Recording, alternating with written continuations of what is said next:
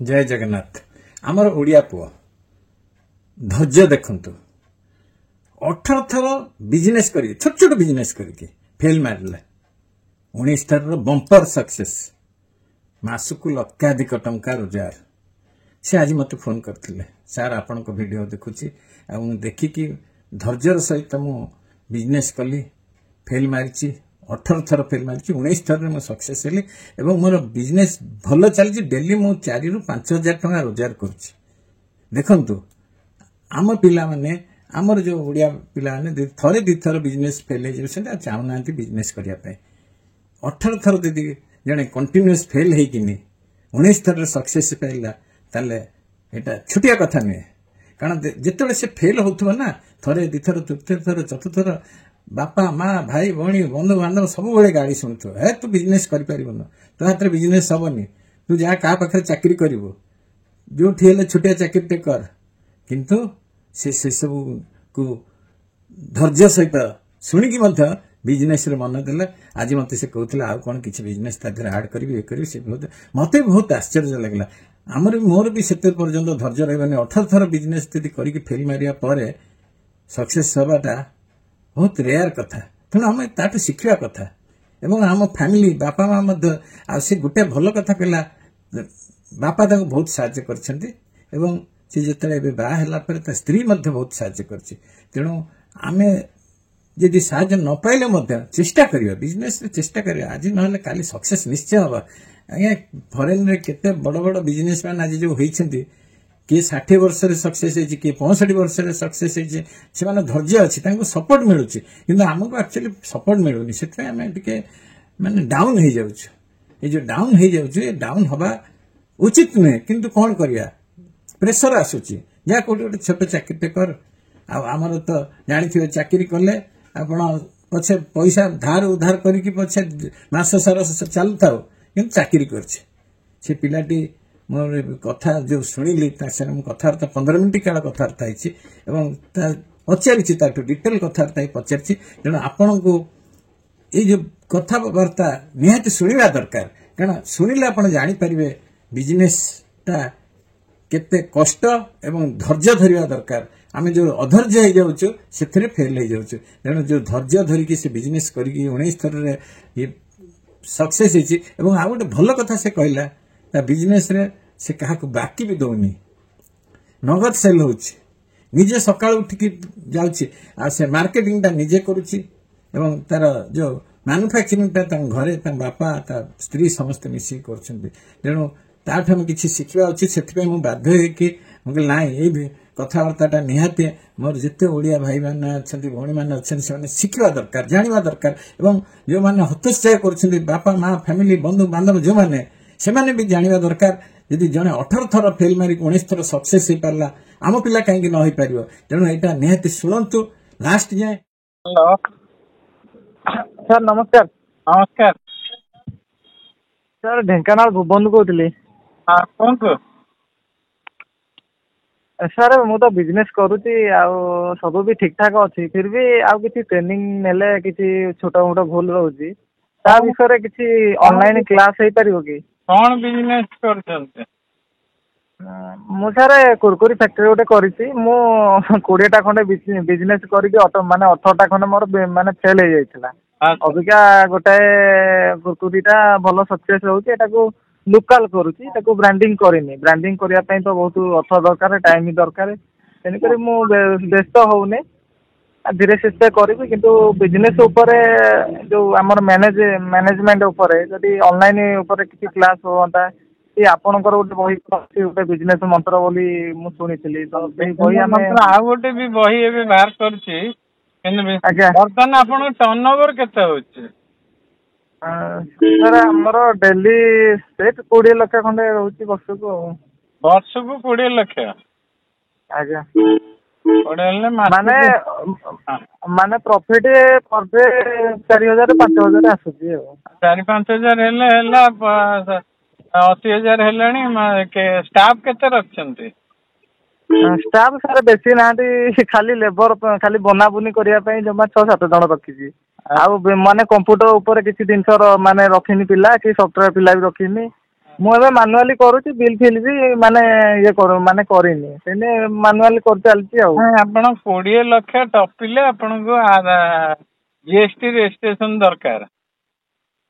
ନାଇଁ ଏଟା ତ ମୁଁ ଜାଣିଛି, ତଥାପି ମୁଁ କରିଦେଇଛି, ମୋର GST ଅଛି, ଫୁଡ୍ ଲାଇସେନ୍ସ ଅଛି, ଏସବୁ କରିଦେଇଛି। ହଁ ମୁଁ କରିଦେଇଛି। ବ୍ରାଣ୍ଡ ନା କଣ ଦେଇଛନ୍ତି? ଆଜ୍ଞା ନା କଣ ଦେଇଛନ୍ତି? ମୁଁ ବ୍ରାଣ୍ଡ ବୋଲି କଣ PMAGP ଲୋନ ଗୋଟେ ନେଇଥିଲି, ପ୍ରଧାନମନ୍ତ୍ରୀ ଯୋଉ ଲୋନ, ସେଟା ହଉଛି ଅଗରବତୀ, ଯେ ସେଟା ମହାଲକ୍ଷ୍ମୀ ଅଗରବତୀ ଏଣ୍ଟରପ୍ରାଇଜେସ୍ କରାହେଇଥିଲା। ଆଚ୍ଛା। ଯେ ସେଇଟା ବର୍ତ୍ତମାନ ବିଫଳ ହେଇଗଲା, ସେଟା ଚାଲିଲାନି। କିନ୍ତୁ ଏଇନା କଣ କରୁଛି, ଖାଲି ଆମର ଲୋକାଲ ଯୋଉ ନଳି, ସେ ଚିନାବାଦାମ, ମଟର, କୁରକୁରି ଏସବୁ ପ୍ୟାକିଂ କରିକି ଆମେ ମାର୍କେଟ କୁ ଛାଡୁଛି।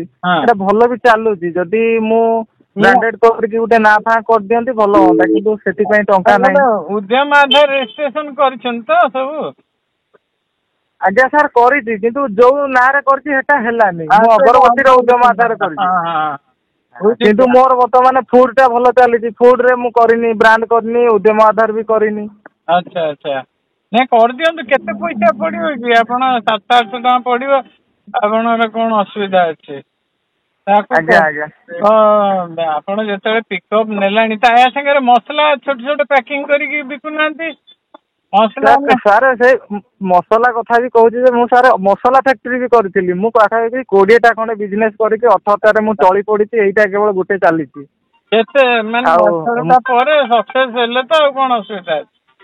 ନାଇଁ ସେଥିପାଇଁ ମାନେ ଆପଣ ବିଶ୍ୱାସ କରିବେନି, ରାତି 3ଟା ବେଳେ ଉଠୁଛି, ଆପଣଙ୍କର ଗୋଟେ ଲେଖେ ବିଜନେସ ଯୋଉ ଆମର MBC ଟିଭିର ଗୋଟେ ଲେଖେ ଇଏ ଶୁଣୁଛି, ଆଉ ନିତ୍ୟକର୍ମ ସାରିକି 4ଟା 4:30 ବେଳେ ମୁଁ ମୋ ମାର୍କେଟିଂ ଯାଉଛି। କିନ୍ତୁ ଫିର ବି ଆପଣଙ୍କର ଯଦି ଅନଲାଇନରେ କିଛି କ୍ଲାସ କି ଆଇଡିଆ ଉପରେ କିଛି ଦଉଛନ୍ତି, ମୁଁ ଅନଲାଇନ କ୍ଲାସ ଟା ବି ନିଅନ୍ତି। ନଚେତ ଯଦି କେତେବେଳେ ଆପଣ ଆସନ୍ତୁ ମୋ ପାଖକୁ, ମୁଁ ବତେଇଦେବି କେମିତି ତାର ଗୋଟେ ଅଲଗା ଆପ୍ ଅଛି। ସେ ଆପ୍ ଦ୍ୱାରା ବି ଆପଣ ଶିଖିପାରିବେ। ଗୋଟେ ରେଜିଷ୍ଟ୍ରେସନ କରି ଶିଖିପାରିବେ। ଗୋଟେ ଶିଖ ଆପ୍ ଅଛି, ଗୋଟେ ଶିଖ ଆପ୍। ନାଇଁ ଏଟା ତ ମୁଁ ଜାଣିଛି, ଶିଖ ଆପ୍ ରେ ସବୁ ଭେରାଇଟି ଜିନିଷ ବି ଅଛି। ମାନେ ସେ ସବୁ ଜିନିଷ ଶିଖିବା। କିନ୍ତୁ ଆପଣ ଏଇଟାରେ ଗୋଟେ ଉଦ୍ୟମ ଆଧାର କରିଦିଅନ୍ତୁ। ଉଦ୍ୟମ ଆଧାର କରିଦେଇଥିଲେ କଣ କି, ଆଉ କିଛି ଅସୁବିଧା ନାହିଁ। ଫୁଡ୍ ଲାଇସେନ୍ସ ତ କରିଦେଇଛନ୍ତି। ଆଜ୍ଞା। ଆଉ ଉଦ୍ୟମ ଆଧାର ଟା କରିଦେଲେ ଆପଣ ସେଫ୍ଟି ହେଇଯିବେ। ତାପରେ GST ଇଏରେ GST ଟା ବାହାର କରିବେ। ସାର୍ ଆଗରୁ GST ନମ୍ବର ବାହାର କରିଦେଇଛି, କିନ୍ତୁ GST ଟା ବର୍ତ୍ତମାନ ୟୁଜ୍ ହଉନି, ସେମିତି ମାନେ ସେମିତି ଅଛି। ମାନେ ରିଟର୍ନ ଫିଟର୍ନ କିଛି କରୁନି, କାରଣ ସେ ହେଇଗଲାନି ବର୍ଷେ ଖଣ୍ଡେ। ରିଟର୍ନ ମାନେ ଯୋଉ ବାବଦ ପାଇଁ ମୁଁ GST କରିଥିଲି, ସେଟା ମାନେ ହେଲାନି। ସେ ମସଲା ଉପରେ କରିଥିଲି, ମସଲା ଫ୍ୟାକ୍ଟ୍ରି ପାଇଁ ମୁଁ କରିଥିଲି GST, କିନ୍ତୁ ସେଟା ଯେହେତୁ ଲସ୍ ହେଲା ବହୁତ ମାତ୍ରାରେ, ତେଣୁକରି ଏଟାକୁ ମୁଁ ବନ୍ଦ କରିଦେଇଛି, ଆଉ ରିଟର୍ନ ବି କରୁନି। ଆପଣ କେବେଠୁ ବିଜନେସ ଆରମ୍ଭ କଲେଣି? ସାର୍ ମୁଁ କରୋନା ଥିଲା 2 ମାସରୁ ମୁଁ ଆରମ୍ଭ କଲିନି। ମୁଁ ସେ ଫାଷ୍ଟ ମସଲା ଫ୍ୟାକ୍ଟ୍ରି କଲି, ମାନେ ସେତେବେଳେ ବି ଟିକେ ଘାଟା ହେଲା। ତାପରେ କଲି କଣ, ଯୋଉ ଆମର ଆଳୁ, ପିଆଜ, ରସୁଣ ସେ ବେଙ୍ଗଲରୁ ଆଣିକି ମଗେଇକି ସପ୍ଲାଏ କଲି। ସେ ବି ତାର ପଚି ପୁଚା ଗଲା, ସେଥିରୁ ଲସ। ସେ ଖାତା ବହି ହୋଲସେଲିଂ ଆଣି ସେଇ କଟକର ଆମର ମାଲଗୋଦାମ ପାଖରୁ ଜଣଙ୍କର ମାଲ ଆଣିଲୁ, ଯେ ସିଏ କଣ ହେଲା ନା ବାକି ପଡିଗଲା। ବାକି ପଡିଗଲାରୁ ମାନେ ହେଲାନି। ମୁଁ ଜାଣିଲି ଯେ ମୋ ଦ୍ୱାରା ହବନି। ତେଣୁକରି ମ୍ୟାନୁଫାକ୍ଚର ଟା ମତେ ଠିକ ଲାଗିଲା। ଜିନିଷଟା ତିଆରି କରିକି ବିକିବାଟା ମତେ ଠିକ ଲାଗିଲା। ତେଣୁକରି ମୁଁ ଭାବିଲି, ଯୋଉଟା ଆମର କୁରକୁରିଟା ତ ଗୋଟେ ସପୋଜ ସବୁ ଜାଗାରେ ବି ଚାଲିଛି, ଏଟା ଛୁଆ ମାନଙ୍କ ଆଇଟମ। ସେଇଟା କମନ ଆଇଟମ ଟା। ଛୁଆ ମାନଙ୍କ ଆଇଟମ, ଯେହେତୁ ଏଟା ସବୁଠି ଚାଲିବ। ଏଟା କରିଦେଇଛି ସତ, କିନ୍ତୁ ଭଲ ଚାଲିଛି। କିନ୍ତୁ ମୁଁ ବ୍ରାଣ୍ଡିଂ ନିଜର ନାଁ ଲେବୁଲ କରିକି ଯଦି ବି ଚାଲିଛି, ଯେମିତି ହଳଦୀରାମର ଗୋଟେ ବ୍ରାଣ୍ଡ ଅଛି, କିନ୍ତୁ ଏଟା ବି ହେଇପାରିବ। ମୋର ଯେହେତୁ ଚାଲୁଛି, ଆଗକୁ ମୁଁ ଚଲେଇ ପାରିବି। କିନ୍ତୁ ମୋ ପାଖରେ ବଢଉନାହାନ୍ତି ମାର୍କେଟରେ ଏଇଟାକୁ। ଅନ୍ୟ ଏରିଆ କେତେ ଏରିଆ ଆପଣ କଭର କରୁଛନ୍ତି? ସାର୍ ମୁଁ 4ଟା ଡିଷ୍ଟ୍ରିକ୍ଟ ବର୍ତ୍ତମାନ ବାଇକରେ ବୁଲିକି କଭର କରୁଛି। ଅନୁଗୁଳ, ଢେଙ୍କାନାଳ, ଗୋଟେ କେଉଁଝର, ଗୋଟେ ଯାଜପୁର। ମୁଁ ବାଇକରେ ହିଁ ବୁଲୁଛି, 4 ଚକିଆ ଆଣିନି। ସପ୍ତାହକୁ ଯାଉଛନ୍ତି ନା ଡେଟ୍ ୱାଇଜ କେମିତି ଯାଉଛନ୍ତି? ନାଇଁ ସାର୍ ଡେଲି, ମୋର କୋଉ ଦିନ ବନ୍ଦ ନାହିଁ। ପର ଡେ ମୁଁ ରାତି 4ଟା ବେଳୁ ଫିଲ୍ଡକୁ ଯାଉଛି ଭାରି। 100-150 କିଲୋମିଟର ପାଖାପାଖି ଫିଲ୍ଡକୁ ପଳଉଛି ବେପାର କରିବା ପାଇଁ। ଆଚ୍ଛା, ବାକି ହେରିକା ଦଉଛନ୍ତି ନା ନାଇଁ?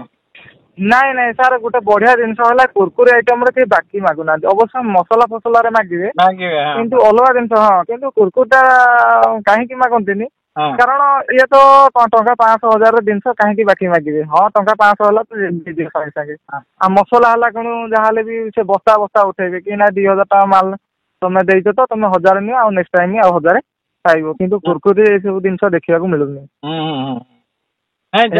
ନମକିନ ଆଇଟମ ଆପଣଙ୍କର ଯୋଉ ଧୈର୍ଯ୍ୟ 18ଟା ବିଜନେସ ପରେ ଆପଣ ସକ୍ସେସ ହେଲେ, ଆପଣ ଏଜ କେତେ? ସାର୍ ମୋର ପାଖାପାଖି ଏଇ 30 ହବ ଆଉ 29-30 ଏଟା ଚାଲିଲା ଆଉ। ବାହା ହେଇଛନ୍ତି? ହଁ ଆଜ୍ଞା ବାହା ହେଇଛି, ପୁଅ ଗୋଟେ। ମୋର 27 ବର୍ଷରେ ବାହାଘର ହେଲା, ପୁଅ ଗୋଟେ ଏଇନା ଅଛି ଆଉ। ଯାହା ହଉ ଏଇ ଏକ୍ସପିରିଏନ୍ସ ଟା ମୁଁ କହିବି ଆମ ଇଏରେ, ଲୋକମାନେ କଣ ପିଲାମାନେ ୟଙ୍ଗ ପିଲାମାନେ ଗୋଟେ ଦିଟା ବିଜନେସ କଲା ପରେ ଫେଲ ମାରିକି ଘରେ ବସି ପଡୁଛନ୍ତି, କିନ୍ତୁ ଆପଣ 18ଟା ବିଜନେସ ପରେ ଇଏ କରୁଛନ୍ତି ଏବଂ 20 ଲକ୍ଷ ଟଙ୍କା ବିଜନେସ ହେଲାଣି ମାନେ ଆପଣ ଆହୁରି ନା, କିନ୍ତୁ ମାନେ ଯେତେ ଜରୁରୀ ଆପଣ ଶୀଘ୍ର ପ୍ରଡକ୍ଟର ଉଦ୍ୟମ ଆଧାର କରି ଗୋଟେ ବ୍ରାଣ୍ଡ ନାଁ ଦିଅନ୍ତୁ। ନାଇଁ ସାର୍ ଏଟା ମୁଁ ନିହାତି କରିବି, କିନ୍ତୁ ଟିକେ ଟାଇମ ଲାଗିବ। କାହିଁକି ଲାଗିବ ଟାଇମ କହୁଛି ଯେ ମୁଁ ଯୋଉ 18ଟା ବିଜନେସ କରିଥିଲି ସେଇ ମାନେ ସେଇ ଲୋନ ରେ ମୁଁ ଏତେ ମାତ୍ରାରେ ବୁଡି ଯାଇଛି ଯେ ମତେ ଅବଶ୍ୟ ସରିଗଲାନି। ବର୍ତ୍ତମାନ ପାଖାପାଖି 40-60 ଲକ୍ଷ ପାଖାପାଖି ମୁଁ ହରେଇ ଦେଇଛି। ଆଉ ତେଣୁକରି ମୁଁ ସେଟାକୁ ରିକଭର ଅଲରେଡି ତାକୁ ସୁଝି ସାରିଛି। ଆଉ 4-5 ଲକ୍ଷ ଯଦି ମୁଁ ସୁଝିଦେବି ସେଇ ବାହାର ପଇସା ସରିଯିବ। ମୁଁ ଏଇ ବିଜନେସ କୁ ପଇସା ଖଟେଇବାକୁ ଟିକେ ମତେ ଟାଇମ ଲାଗିବ କିନ୍ତୁ ଆଉ, କାରଣ ବର୍ତ୍ତମାନ ଏଇ ଯୋଉ ଫୁଡ ବିଜନେସ ଟା କରୁଛି, ଏ ଫୁଡ ବିଜନେସ କରିକି ହିଁ ଆର ପଇସା ସୁଝୁଛି। ଆଉ 2 ବର୍ଷ ହେଲା ଏଇ ଫୁଡ ବେପାର କରିକି ସବୁ କ୍ଲୋଜ ମାରି ସାରିଲିଣି ଏଇ ମାନୁଆଲିରେ। କିନ୍ତୁ ଆଉ 4-3-4 ଲକ୍ଷ ହେଲେ ମୋ ସମ୍ପୂର୍ଣ୍ଣ ପଇସା ମୁଁ ସୁଝିଦେବି। କିନ୍ତୁ ଗୋଟେ ଆପଣ ମିସେସ୍ ବହୁତ ହେଲ୍ପ କରୁଥିବେ ନିଶ୍ଚୟ। ହଁ ମିସେସ୍ କରୁଛନ୍ତି, ତାପରେ ଆମ ଘରେ ବି ମୋ ବାପା ବି ମତେ ସାହାଯ୍ୟ କରନ୍ତି, ମା ବି କରନ୍ତି। ଆଉ ସେମାନେ କଣ ପିଲାକୁ ସବୁବେଳେ ମାନେ ଆମର ଯୋଉ ଫ୍ୟାକ୍ଟ୍ରି ଅଛି ସେମାନଙ୍କୁ ଧରିକି କାମ କରୁଛନ୍ତି। ମୋର କେବଳ ମାର୍କେଟିଂ ସେଲିଂ କାମ, ପ୍ରଡକ୍ଟ ବାହାର କରିବା କାମ ହଉଛି ଘରେ, ମାନେ ଆମ ମିସେସ୍ ଙ୍କର। ସେ ମାନୁଫ୍ୟାକ୍ଚରିଂ, ଆପଣ ସେଲ ଟା ଦେଖିଲେ ଆଉ। ହଁ ସେଲ୍ ଟା ସାର୍ ଏଟା ମାନେ ସେଲ୍ କିଛି ଖରାପ ମାନେ ଭଲ ଅଛି ସେଲ୍, କାହିଁକିନା ମୁଁ ମାର୍କେଟିଂ ରେ ମୁଁ ଆଇଡିଆ ପାଇଗଲିଣି। ଆଇଡିଆ ନଥିଲା ବିଶେଷ ମାନେ କେମିତି ସେଲ୍ କରିବା, ଜଣକୁ କନଭିନ୍ସ କରିକି କେମିତି ବିକ୍ରି କରିପାରିବା। ଆଉ ତେଣୁକରି ସେଇ ଆଇଡିଆ ଟା ମୋର ନଥିଲା, ଧୀରେ ଧୀରେ ଏଟା ଆସିଗଲାନି। କାରଣ 18ଟା ଜିନିଷଠୁ ମୁଁ ଜାଣିପାରିଲିନି ଗୋଟେ ଲୋକ କେମିତି କହିଲେ କିଣିବ। ଫେରୁଛନ୍ତି ରାତିରେ କେତେବେଳେ ଫେରୁଛନ୍ତି? ଆଜ୍ଞା ରାତିରେ ଫେରୁଛନ୍ତି ଇଏ? ମୋର ଫେରିବାଟା ବେଶୀ ନୁହଁ, ମାନେ ମତେ ଖାଲି ଯିବା ଆଉ ଆସିବାଟା ହିଁ ଟାଇମ ମୋର ଯାଏ। କାରଣ ମୁଁ ଯିବି 2 ଘଣ୍ଟା, ଆସିବି ବି 2 ଘଣ୍ଟା। କିନ୍ତୁ ବିକ୍ରି ଟା ମୋର 4-5 ଘଣ୍ଟା ଭିତରେ ହେଇଯାଏ। କାରଣ ମୁଁ ଏମିତି ଗୋଟେ ଜାଗା ରଖିଛି ରୁରାଲ ଏରିଆ, ମାନେ ସେଠି କଣ ଜିନିଷ ବି ପହଞ୍ଚି ପାରୁନି। କିନ୍ତୁ ଆମ ଆଇଟମ ଏତେ ମାତ୍ରାରେ ସେଲ୍ ହଉଛି ଯେ ସେ ନଳି ହଉ, ଭଜା ଚିନାବାଦାମ ହଉ, ସେଠି ଗଲା କଣ ଗୋଟେ ଦୋକାନୀ ଏକାଥରେ 2,000-3,000 ରଖି ଦଉଛନ୍ତି। 4-6ଟା ଦୋକାନ ଦେଲା ବେଳକୁ ମାଲେ ରହୁନି। କିନ୍ତୁ ସେମାନେ କହୁଛନ୍ତି ଯେ ଭାଇ ତମେ ଯଦି କୁରକୁରି ଆଣିଛ କି ତାକୁ ଯଦି ବ୍ରାଣ୍ଡ କରିବ କି ଭଲ ପକେଟ କରିକି ଆଣିବ, କିନ୍ତୁ ଆହୁରି ତମର ଭଲ ସେଲ୍ ହବ ବୋଲି ସେମାନେ କହୁଛନ୍ତି। ଫୁଡ ର ସବୁ ଆଇଟମ ବନାଇବ। ମୁଁ 3-4ଟା ଆଇଟମ କରୁଛି। 3-4ଟା ଆଇଟମ, ସେ ଶଙ୍ଖ ନଳୀ, ସେ ଯୋଉ ଚିନାବାଦାମ, ଆମର ଯୋଉ ଗ୍ରୀନ ମଟର। କିନ୍ତୁ ନମକିନ ଆଇଟମ ର ବହୁତ କିଛି ଅଛି। ମୁଁ ଆଇଡିଆ ବି ମୋର ଅଛି କରିବା ପାଇଁ, କିନ୍ତୁ ସେଲିଂ ର ପ୍ରୋସେସ ଟା ଜାଣିନି। କାହିଁକିନା କମ୍ପାନୀ ଲେବୁଲ ଗଲେ ସେତିକି ଏରିଆର ଡିଷ୍ଟ୍ରିବ୍ୟୁଟର ରଖିବାକୁ ପଡିବ। ଆଉ ସେତିକି ଟର୍ନ ଓଭର ହିସାବ ସେତିକି ର ମେଟେରିଆଲ ଆରେଞ୍ଜ କରିବାକୁ ପଡିବ। ତେଣୁକରି ମୁଁ ସେଇଟାକୁ ଟିକେ ଆଉ କିଛି ଅନ୍ୟ ଆପଣଙ୍କର ଏଇ 4ଟା ଡିଷ୍ଟ୍ରିକ୍ଟ ଆପଣ ରଖନ୍ତୁ, ଅନ୍ୟ ଆଜ୍ଞା ଡିଷ୍ଟ୍ରିକ୍ଟ କୁ ଆପଣ ଦେଇ ଦିଅନ୍ତୁ, ଡିଷ୍ଟ୍ରିବ୍ୟୁଟର ଦେଇ ଦିଅନ୍ତୁ। ସେଇଟା ପା ବର୍ତ୍ତମାନ ଲୋକାଲ ପ୍ରଡକ୍ଟ ଯେହେତୁ ଆଉ କିଏ ଡିଷ୍ଟ୍ରିବ୍ୟୁଟର ନେବେ। ମତେ ଡିଷ୍ଟ୍ରିବ୍ୟୁଟର ହେବାକୁ ଟାଇମ ଲାଗିବ ଯାହାହେଲେ। ବ୍ରାଣ୍ଡ ହେଲାଣି ମାନେ ଲୋକ ନେବେ, ବ୍ରାଣ୍ଡିଂ କରିଦେଲା ପରେ ଲୋକ ହଁ ନେବେ। ହଁ ଆଉ 2-4ଟା ପ୍ରଡକ୍ଟ ୟା ଦେହରେ ଆଡ୍ କରନ୍ତୁ। ହଁ ମୋର 3-4ଟା ମୋର 4ଟା ପ୍ରଡକ୍ଟ ଏଇନା ଭଲ ଚାଲିଛି। କିନ୍ତୁ ନମକିନ ଆଇଟମ ରେ ମୁଁ ଦେଖିଲି ପାଖାପାଖି 500ରୁ 1000 ହବ। ଯେତିକି ଆମ ଲାଇନ କଥା କହୁଛି ବର୍ତ୍ତମାନ। କିନ୍ତୁ ସେତିକି ଜିନିଷ ଯଦି ମୁଁ କରିପାରିବି ତ ଭଲ ଟର୍ଣ୍ଣ ଓଭର ହବ ବୋଲି ମୋର ଆଶା ପାଉଛି। ଆଉ ତେଣୁକରି ମତେ ତ ବିଶେଷ ସମୟ ହୁଏନି, କାରଣ ଅଧିକାଂଶ ମୁଁ ମାର୍କେଟିଂ ରେ ରୁହେ। କେବଳ ସେ 1-1.5 ଘଣ୍ଟା ଖଣ୍ଡେ ମୁଁ କେବଳ ବିଜନେସ ଜିନିଷ ହିଁ ଦେଖେ। ଆପଣଙ୍କ MBC ଟିଭିର ଜିନିଷ ଗୁରା ବେଶୀ ଟାଇମ ଦେଖେ। ଆଉ ଅଲଗା ଲୋକଙ୍କର ବି ଭଲ ଅଛି ବିଜନେସ ଉପରେ ବି, ହେରା ବି ଦେଖେ। ନା କିନ୍ତୁ ଆପଣ MBC ରେ ଦେଖନ୍ତି ଆଉ ୟୁଟ୍ୟୁବ ମୋର ୟୁଟ୍ୟୁବ ରେ ଦେଖି ନାହାନ୍ତି? ହଁ ୟୁଟ୍ୟୁବରେ ବି ଆପଣ ବହୁତ ଜିନିଷ ଛାଡିଛନ୍ତି କେମିତି କଣ ସେରା ବି ଆପ୍ଲାଏ କରାଯାଉଛି। ଆପଣଙ୍କ ମାଧ୍ୟମରେ ମୁଁ ବହୁତ କିଛି ଭୁଲକୁ ମୁଁ ସୁଧାରି ପାରିବି ମାର୍କେଟିଂରେ। ଆଚ୍ଛା ମୁଁ ପାଖାପାଖି ବର୍ଷେ ହେଲାନି ଆପଣଙ୍କ ଭିଡିଓରେ ମୁଁ ଜଡିତ ଅଛି। ଠିକ ଅଛି ଠିକ ଅଛି। ଆଚ୍ଛା ୟା ଦେହରେ ଆଉ କିଛି ଆଚ୍ଛା ଆଚାର ଟା ଦଉନାହାନ୍ତି 2 ଟଙ୍କିଆ 5 ଟଙ୍କିଆ ଆଚାର କିଣି ଆଣନ୍ତୁ। ବ୍ରହ୍ମପୁରରୁ ଆଚାର ଆଣନ୍ତୁ ଭାରି ଆଚାର ଆଣିକିନି ଦିଅନ୍ତୁ। ଏନେ ଆଚାର ଟା ଭଲ ମାର୍କେଟ 2 ଟଙ୍କିଆ 5 ଟଙ୍କିଆ ଟା ଆଚାର ଭଲ ଚାଲିଛି।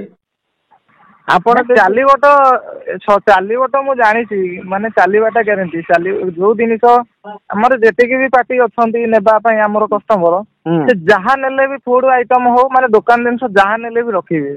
ମୁଁ ଯେତିକିଟା ମୁଁ ଜାଣିଛି ସେମାନେ ବି କହୁଛନ୍ତି କି ତମେ କୁରକୁରି ଆଣ ଲେଜ ଆଣ ଯୋଉ ଆମର ଆଳୁ ଚିପ୍ସ ଗୋଟେ ଅଛି ଯୋଉ ନାଁ ଅଛି କିନ୍ତୁ ସେଇଟା ବର୍ତ୍ତମାନ ସେଇ ମିଶନାରୀ ଏଇନା ଆଣିଲା ବେଳକୁ ଟଙ୍କା 8-10 ଲକ୍ଷ ସେ ଆଳୁ କାଟିବା ପାଇଁ ମିଶେଇନି ନେଲେ ଚାଲିବ ଯେହେତୁ ମୋର ଫିଲ୍ଡ ଅଛି ମୁଁ ନେଲେ ଚାଲିବ କିନ୍ତୁ ସେଇଟା ଆଣିବା ପାଇଁ ମୁଁ ବର୍ତ୍ତମାନ ସକ୍ଷମ ନୁହଁ।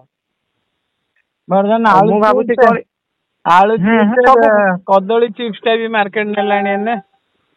ହଁ ବେଶୀ ମାର୍କେଟିଂ ସାର୍ ହେଲାନି କଣ କି ଏଇ ଫୁଡ ଆଇଟମ ଟା ମୁଁ ଯେତିକି ମାର୍କେଟରେ ସବୁ ବିଜନେସ କରିକି ମୁଁ ଅନୁଭବ କଲି ଫୁଡ ବିଜନେସ ଟା ଭଲ ଅତି ଶୀଘ୍ର ଗ୍ରୋଥ କରିବ ମସଲା ଠାରୁ ବି ଅଧିକ। କାରଣ ଏଟା ଯୋଉ ଦୋକାନରେ ମାଲ ଦିଆ ହଉଛି ଫୁଡ ଜିନିଷ ସପ୍ତାହ ଭିତରେ ସରୁଛି ମସଲା ଦେଇଦେଲେ ନିହାତି ମାସେ ଲାଗିବ।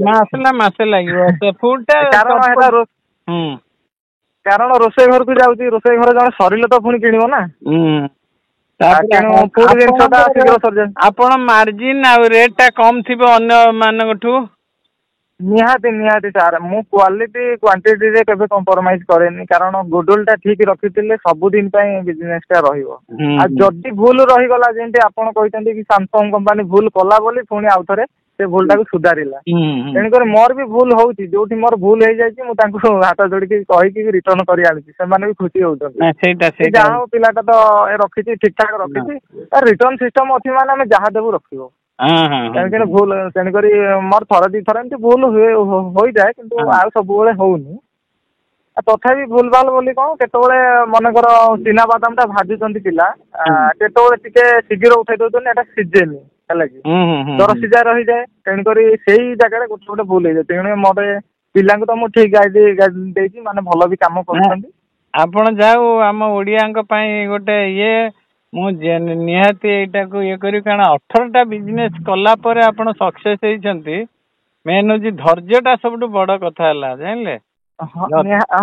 ସେଟା ତ ମୁଁ ଜାଣିଛି ସାର୍ ଆଉ ଦିଆ ହେଇଥିଲା ତ ଘର ଦ୍ୱାର ଛାଡିକି ମାନେ 50-60 ଲକ୍ଷ ଟଙ୍କା କରଜ କରିକି ମୁଁ ମାନେ ହରେଇ ଦେଇଛି ତଥାପି ମୁଁ ଭାବୁନି ଆଜି ଗୋଟେ ସୁଟିଂ ମୋର ଥିଲା MBC ରେ ଯାଇଥିଲି ଏଇ ଯୋଉ ଋଣ ଜନ୍ତାରେ ଯୋଉ ଲୋନ ଟ୍ରାପ ରେ କେମିତି ପଡିକିନି କେମିତି ହଇରାଣ ହେଇକି ସୁସାଇଡ କରୁଛନ୍ତି କରୁଛନ୍ତି ସେଇ ଉପରେ ମୁଁ ଗୋଟେ ଆଜି ଭିଡିଓରେ କହିଥିଲି।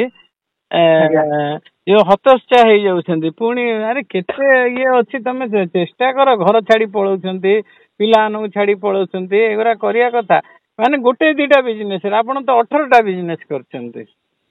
ନାଇଁ ସାର୍ ଏଇଟା ବହୁତ ଦେଖିବାକୁ ମିଳୁଛି। ଏବେ ରିସେଣ୍ଟ ମୋର ଗୋଟେ ମାମୁ ପୁଅ ବଡ ଭାଇ ସେମିତି ସେ ଲୋନ ଫୋନ କରିକି ଏତେ ମାତ୍ରାରେ ବୁଡି ଯାଇଛି ଯେ ଲୋନ ବାପା ଦେଖିଲେ ସେ ଲୁଚୁଛି ତା ଘରେ ରହୁନି।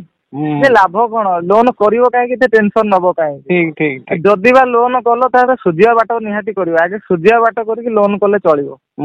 ନହେଲେ ଯୋଉ ଲୋନ କରିଛ ହାତ ଯୋଡି ଭାଇ ମୁଁ ଚେଷ୍ଟା କରୁଛି ଆପଣଙ୍କ ଲୋନ ମୁଁ ସେମିତି ଖରାପ ଲୋକ ନୁହେଁ। ମୁଁ ଆପଣଙ୍କ ପଇସା ମାରିକି କୁଆଡେ ପଳେଇବିନି କରିବିନି